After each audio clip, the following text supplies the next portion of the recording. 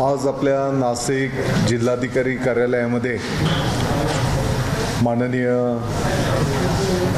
उपाध्यक्ष महोदय झिरवाळ साहेब, खासदार महोदय, आमदार महोदयांच्या आणि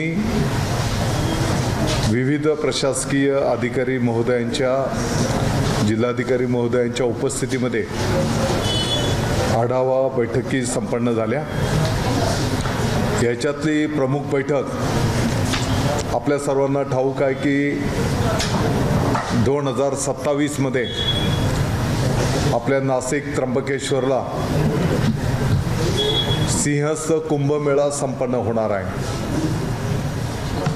पाठीमागच्या काळामध्ये शासन पातळीवरनं या संदर्भातला शासन निर्णय गठीत झाला आणि त्या अनुषंगाने या कुंभमेळ्याच्या नियोजनाची आराखडा करण्याच्या दृष्टिकोनातून आज या ठिकाणी बैठक संपन्न झाली। त्याच्यामध्ये प्रशासनाने आतापर्यंत केलेलं कामकाज आणि अनेक चांगल्या सूचना या ठिकाणी आलेल्या आहेत। आजच्या बैठकीमध्ये चर्चेतून काही निर्णय करण्यात आले। त्यामध्ये येणाऱ्या कुंभमेळ्याच्या पार्श्वभूमीवर सामान्य नागरिकांचं पण काय मनोगत आहे, त्यांच्या काय सूचना आहेत,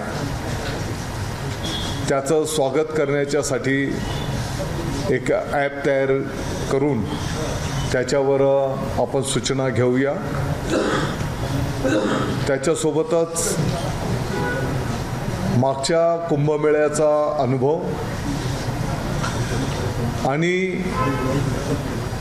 इतर राज्यांमध्ये ज्या पद्धतीने कुंभमेळा पाठीमागच्या काळात संपन्न झालेला आहे, तिथलं त्यांनी केलेलं नियोजन, त्यांचे अनुभव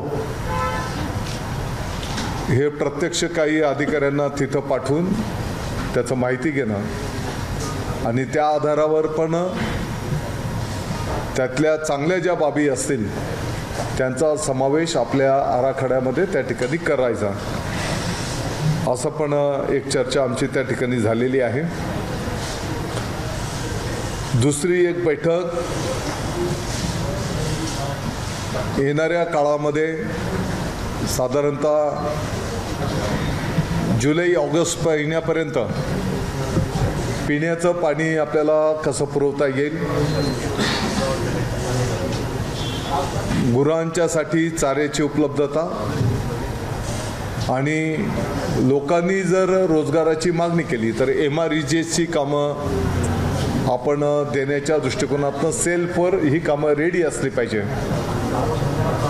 त्याचाही आढावा या ठिकाणी संपन्न झाला। तिसरी एक बैठक पाठीमागच्या काळामध्ये ग्रामीण भागामध्ये गावठाण आणि शासकीय जमिनीवर आणि शहरामध्ये पण जे काही अतिक्रमण आहे निवासी प्रयोजनासाठी आणि पाठीमागच्या काळामध्ये शासनाने जे काही शासन निर्णय केलेले आहेत की 2011च्या पूर्वीचं जर असे निवासी प्रयोजनासाठी अतिक्रमण असतील आणि त्याची एक विहित पद्धत आखून दिलेली आहे आणि ते रेग्युलर कसे करायचे याचं मार्गदर्शन केलेलं आहे, तर त्याची प्रभावी अंमलबजावणी आतापर्यंत काय काय कामकाज झालं त्याला आणखी गती मिळाली पाहिजे, या संदर्भातली बैठक त्या ठिकाणी संपन्न झाली। चौथा विषय सावित्रीबाई फुले विद्यापीठ पुण्याचं जे उपकेंद्र आपल्या नाशिक जिल्ह्यातल्या दिंडोरी शिवणाईला आहे, तिथल्या विकास कामांच्या संदर्भामध्ये बैठक संपन्न झाली।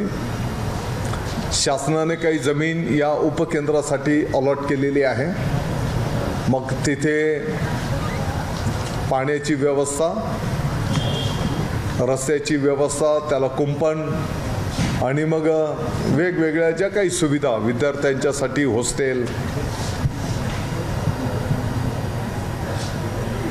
या बाबतीत चर्चा संपन्न झालेली आहे आणि येणाऱ्या काळामध्ये एक एक हे विषय कसे मार्गी लागतील त्या दृष्टिकोनातून नियोजन करण्यात आलेलं आहे. पिण्याच्या पाण्याच्या संदर्भातल्या ज्या काही योजना प्रगतीपथावर आहेत ती कामं दर्जेदार पद्धतीची झाली पाहिजे आणि लवकरात लवकर त्या पाणी पुरवठा योजना पूर्ण करा की जेणेकरून त्या भागामध्ये पिण्याच्या पाण्याची टंचाई निर्माण होणार नाही अशी पण सूचना संबंधित अधिकाऱ्यांना त्या ठिकाणी देण्यात आलेली आहे. कुंभमेळ्या संदर्भात शासनाला पुढचा अहवाल कधी संदर्भाच्या जवळ जे काही अतिक्रमण झालेली आहे मागे काही प्रयत्न झालेला होता अजून तसेच आहे रस्ता खूप अजून आहे त्या संदर्भात काही होणार. मला वाटतं की जसं पण वेळ उपलब्ध होईल तर जसं आज आपण नाशिकला आढावा बैठक घेतली तर त्र्यंबकेश्वरच्या कुंभमेळ्याच्या पार्श्वभूमीवर त्याचा विकास आराखड्याच्या दृष्टिकोनातून म्हणजे त्याचा समावेश तर याच्यात करतोच आहे आपण, परंतु एक स्वतंत्र बैठक त्र्यंबकेश्वरला आपण त्या ठिकाणी घेणार आहोत आणि वेगवेगळ्या विभागांच्याही सूचना त्या ठिकाणी आपण घेणार आहोत. आजच्या बैठकीमध्ये अनेक मुद्द्यांवर चर्चा झाली. म्हणजे नाशिक त्र्यंबकेश्वरला कुंभमेळा होतो, लाखो करोडोच्या संख्येने भाविक येतात, साधू संत येतात, त्याच्यासोबतच जिल्ह्यामध्ये पण इतर जी काही आता उदाहरणार्थ सप्तशृंगी वणीचं आपलं तीर्थक्षेत्र आहे, तर अशी इतर पण जी काही शक्तिस्थळं आहेत तर या आराखड्यामध्ये त्या शक्तिस्थळांच्याही सुविधांचा आपल्याला समावेश करायचा असा निर्णय झालेला आहे.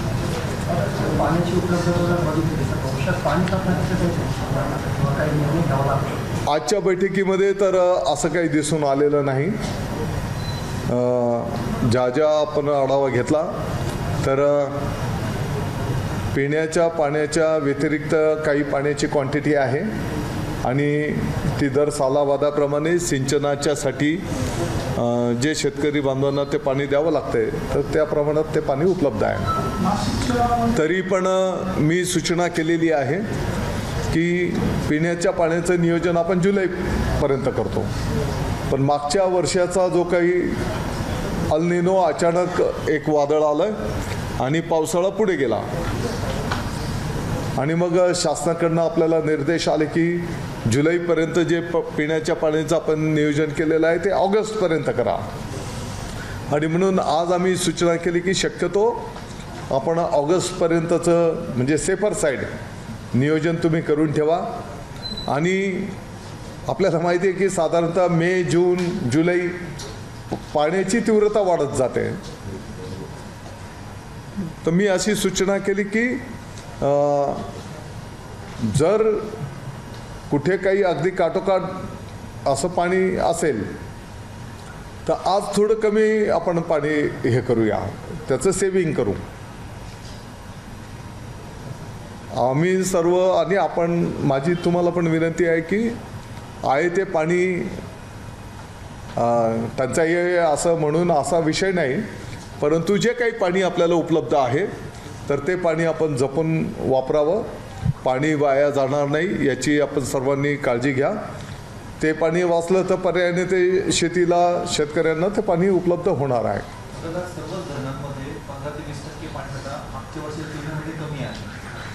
आणि याच्या ज्या क्वांटिटीज आहेत त्याचं आरक्षण ऑलरेडी आहे आणि तेवढी क्वांटिटी उपलब्ध आहे. जलसंपदा विभागाने महापालिकेला 3 महिन्यापूर्वी पत्र केलेलं आहे, 24% पाणी कपात करावी त्या संदर्भात अद्याप निर्णय झालेला नाही. शहराच्या संदर्भात काय आहे? नाशिक शहराला पण कुठलंही पाणी कमी पडणार नाही, त्याचं पूर्ण नियोजन त्या ठिकाणी करण्यात आलेलं आहे. या क्षणाला तरी पाणी कपातीचा असा कुठलाही विषय नाही. आता 2 महत्त्वाची बैठक आपण घेतात, कुंभमेळा आहे, टंचाई आहे, परंतु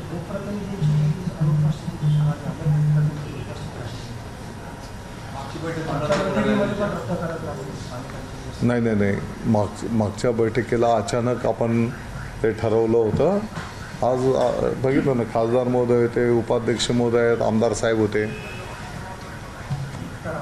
आणि ही बैठक मागच्या एका बैठकीमध्ये जेव्हा आपण DPDCची बैठक घेतली होती तर मला वाटतं की प्रधानमंत्री महोदय येणार, त्याच्या पार्श्वभूमीवर आपल्याला जे काही नियोजन करायचं होतं तर थोडंसं जलद गतीने आपण ती DPDCची बैठक घेतली होती.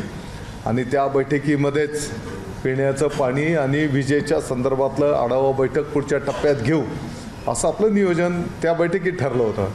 आणि मग त्या ठरल्याप्रमाणे पाठीमागे एक बैठक आपण झाली, ती अचानक ती बैठक लावल्यामुळे आणि काही आमदार महोदय त्यांच्या पक्षाचं नाशिकला बैठकी असल्यामुळे त्यांनी सूचना केली की दादाभोवती बैठक पुढे ढकला, तर ती पुढे ढकलली होती. आज काही सूचना आल्या आहेत? काय कारण दिली? नाही असा काही विषय नाही. शेवटी ह्या तर रुटीन बैठक आहेत. आमदारांची बैठकीकडे नाराजी आहे की दुष्काळाकडे त्यांची पात्र आहे? नाही असा काही विषय नाही. दादा कसले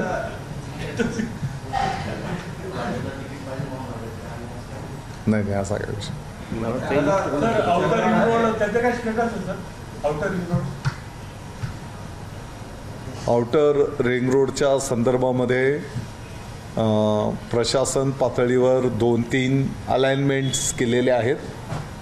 तर त्यापैकी जास्तीत जास्त नाशिककरांच्या भविष्याच्या दृष्टिकोनातनं जी अलाइनमेंट सोयीची असेल त्याचा निर्णय शासन पातळीवर केला जाईल. सुरत चेन्नई हायवे जो आहे तो कुंभमेळ्यापूर्वी पूर्ण होणार आहे का आणि कसा मला वाटतं की सुरत चेन्नई हा जो राष्ट्रीय महामार्ग आहे हा येणाऱ्या काळामध्ये नाशिकच्या विकासाच्या मध्ये एक मोठी भूमिका निभावणारा तो महामार्ग आहे. माझी माहिती आहे की त्याचं भूसंपादनाचं काम बऱ्यापैकी पुढे गेलेलं आहे आणि अशीच जर गती राहिली तर मला खात्री आहे की कुंभमेळ्याच्या पूर्वी तो हायवेचं काम पूर्ण होईल.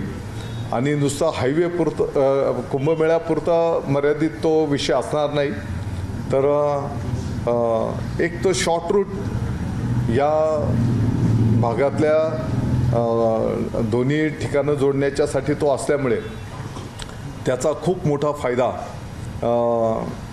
वाहनांना ट्रान्सपोर्टला पण त्या ठिकाणी होणार आहे आणि पर्यायाने आपल्या नाशिकच्या विकासालाही त्याचा मोठा फायदा होणार आहे. त्या महामार्गाचा काही पार्ट वापर करून आपण MSRDC या विभागाच्या माध्यमातून पुणे नाशिक असं पण आपण प्रस्तावित करतो आहोत व्हाया शिर्डी, की जेणेकरून नाशिक पुणे 2.5 तासामध्ये आपण पोहोचू शकणार आहोत. दादा कायदा सुव्यवस्थेच्या दृष्टीने बैठक बोलवण्यासाठी काय नेमक्या सूचना आहेत? काही पाठीमागच्या दिवसांमध्ये नाशिकमध्ये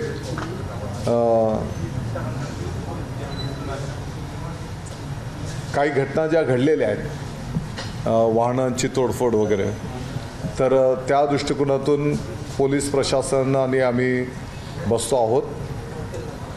याच्या पाठीमागचे जे कोण असतील, जे गुन्हेगार असतील, ज्याने हे कृत्य केलेलं आहे, तर त्यांच्यावर कठोर कारवाई त्या ठिकाणी केली जाईल. या घटनाही थांबत नाहीये. मागच्या वेळेस पण अशीच घटना झाली.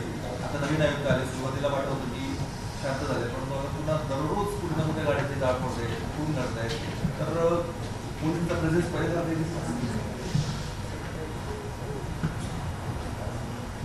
पाठीमागचा काळ किंवा आत्ताचा काळ असा काही विषय नाही. पोलीस प्रशासन त्यांचं काम चोखपणे करताच आहेत, परंतु आता काही घटना म्हणजे ते नाशिकला असू दे किंवा कुठेही अचानक कुठेतरी दोघांमध्ये भांडण झालं आहे व्यक्तिगत वादातून आणि तिथे ती घटना झाली.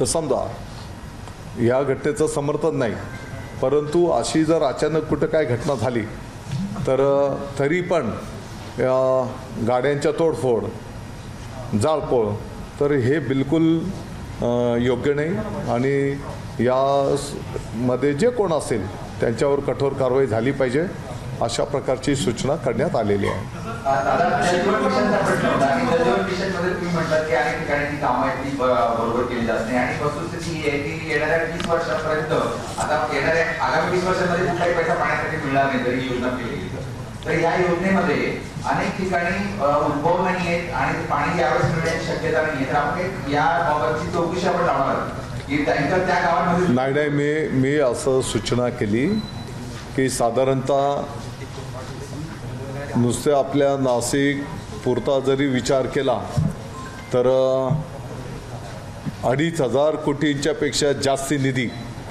शासनाच्या वतीने पाणीपुरवठा योजनांच्यासाठी दिलेला आहे. आणि म्हणून जेव्हा आपण टंचाई आढावा बैठक घेतली तर बाबा त्या गावाच्या योजना क्वालिटी वाईज लवकरात लवकर कशा पूर्ण होतील की जेणेकरून त्या गावांना किमान टँकरची गरज पडणार नाही आणि म्हणून लवकरात लवकर त्या योजना पूर्ण झाल्या पाहिजेत. त्या गावांना पाण्याची अडचण येणार नाही याची काळजी घेतली पाहिजे.